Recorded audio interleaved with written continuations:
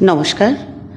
স্বামী বিবেকানন্দের বাণী ও রচনার প্রথম খণ্ডে তিনি বলেছেন, মানুষ প্রধানত 4 প্রকার এই সংসারে। এক ধরনের মানুষ যারা সম্পূর্ণ আত্মত্যাগী, দেব প্রকৃতির মানুষ। তারা কি করেন না, নিজের প্রাণ পর্যন্ত বিসর্জন দিয়ে অন্যের উপকার করেন।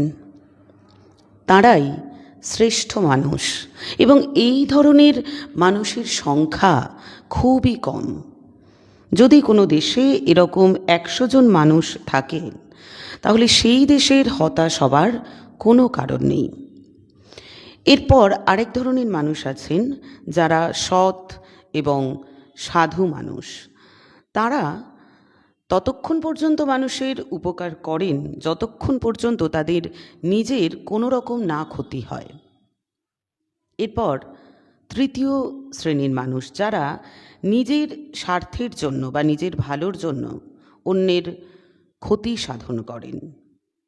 আর আরেক প্রকার মানুষ যারা নিকৃষ্ট ধরনের, তারা শুধুমাত্র অন্যের ক্ষতি করবার জন্যেই ক্ষতি করেন। তাতে তাদের কোনো লাভ হয়তো হয় না, কিন্তু তারা অন্যের ক্ষতি করেই আনন্দ পান।